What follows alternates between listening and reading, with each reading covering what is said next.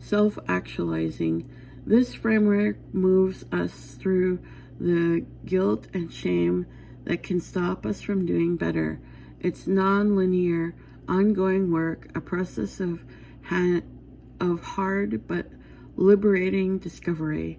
The 5 stages of grieving your complicity in settler colonialism. Number 1, the first stage is denial. Many settler folks are stuck here. Markers of denial include settlements like they need to get over it. It happened a long time ago, and it has nothing to do with me when talking about Indigenous issues. If you are at the beginning of your journey of decolonizing yourself, you are probably in the denial state. If you find yourself ever saying or thinking any of these quotes, it's time to check yourself and admit there is a problem. Reflect on your own experiences. Can you remember a time when you have ever thought or felt this way, or a time when someone you are close to has expressed these thoughts? How does it make you feel? Now that you are on your decolonial journey, you can think of a few things you can say in response if you heard someone express these thoughts. Can you list some examples? Number 2,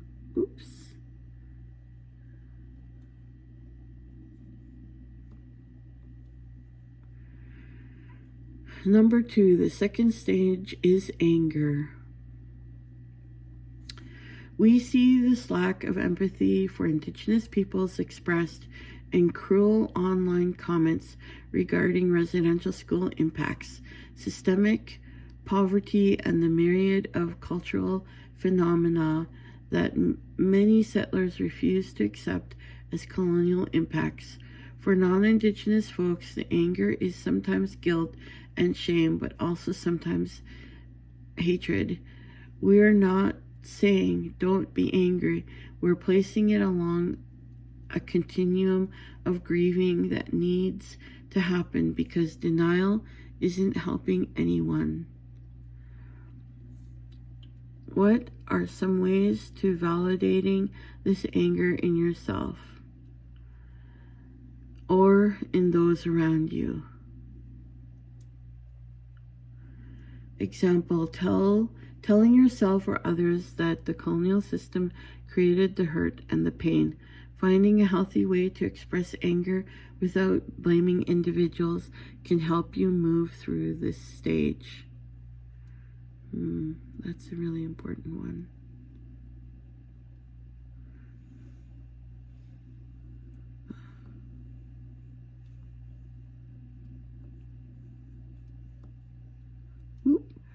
The third stage is bargaining.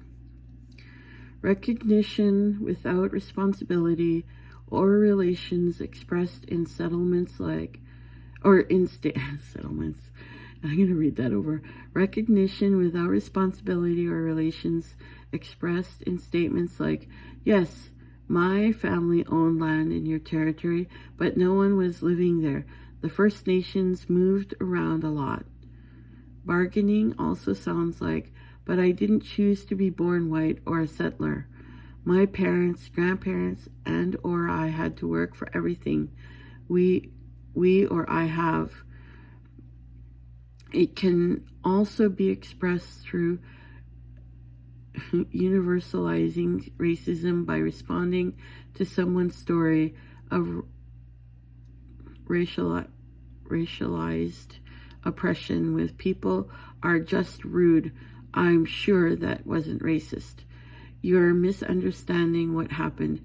It's a tricky stage because it looks like you're in the work of decolonizing with your awareness and willingness to learn and unlearn. This level is deep in complicity. It's personal and probably painful enough to send you back to anger and denial.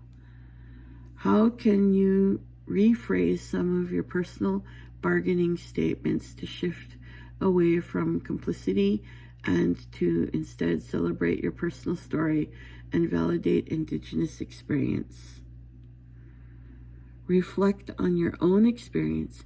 Can you remember a time you have ever thought or felt this way, or a time when someone you are close to has expressed this sadness? How can we show up for ourselves and others in this stage? Number 4, the fourth statement is sadness. Our elders have shared that sadness is the healing feeling, that our tears are sacred and needed. The only way through it is through it.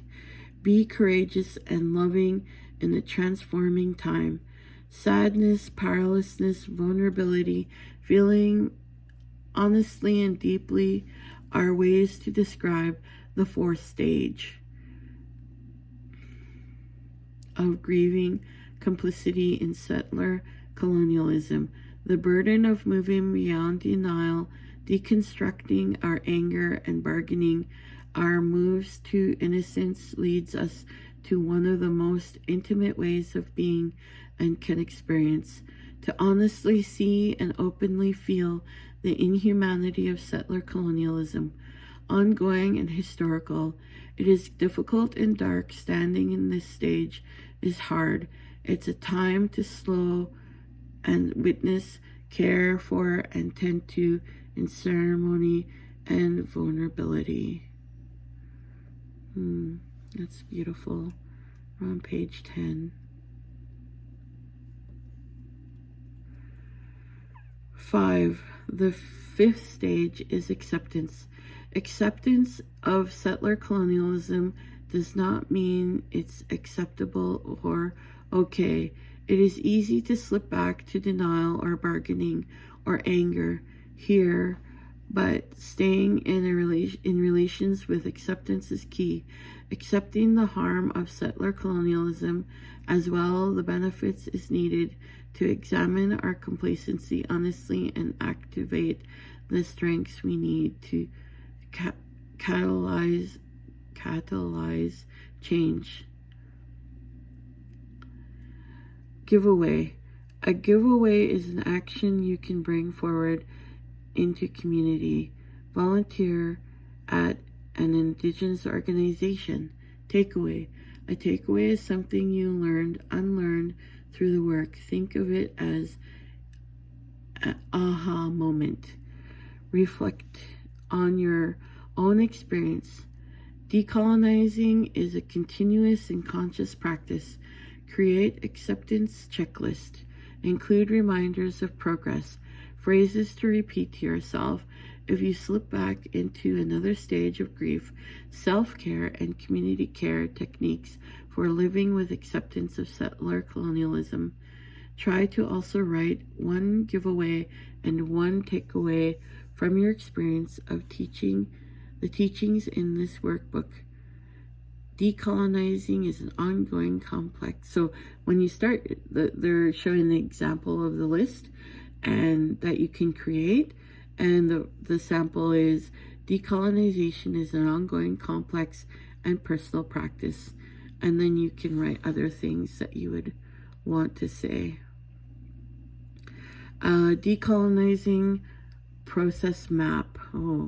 Here's a decolonizing process map to help you watch where you are going. Slipping into fear and denial is a neo-colonial norm. The dominant culture currents are powerful, sending you away from care and empathy into pity and fixing faster than you can say, "Not today, internal colonizer." It is a maze of feelings and behaviors. Draw your way through. Hit the barriers and twist, but keep going. Where are you starting? How will you go through? It's too easy to slide down into oppression, avoiding the inner work needed to have the courage and care to enter the phase of decolonizing. This is really beautiful chart, and I can't fit it all on my screen, but I'll show you what it looks like. So it shows fear, anger, courage, accountability, care, empathy, denial, and pity. And it shows this maze. I don't know if it'll skip to the next page. Comparing, fixing. Don't get stuck down here. Rise above these double-faced colonial positions. Most times, if you peel back fixing, you'll find benefiting. So comparing, competing, fixing, benefiting. That's beautiful.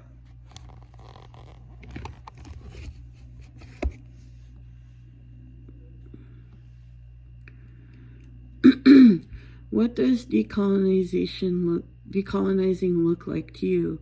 A maze, a map, a medicine wheel? Are there stuck points to surface and prep for? Sketch your way through. So like her example of the maze, now she's just giving you an opportunity to draw how you see it and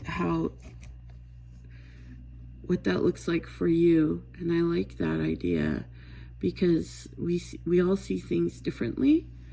We've talked about how our identity, contributions, transformations, and connections are all impacted by neocolonialism and unencumbered by decolonizing first. What is surfacing now for you? So now you get to write about that. What is surfacing for you? This frame,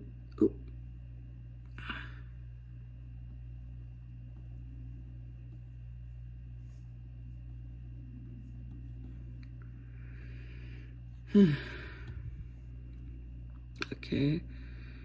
This framing helps me stay focused on the work of decolonizing, even when it's hard and I am slipping back to denial. It brings me to a restart point of my own maze when I'm getting stuck in competing or anger. What actions can I take? Decolonizing practices are actions we can take, words we can say, and ideas we can unlearn, relearn, learn to transform colonial imparts. I can't understand that. So these are the things that you can ask yourself. What actions can I take? Which words need to be shared or stopped?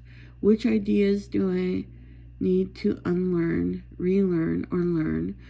Which impacts can I focus on transforming today and this year?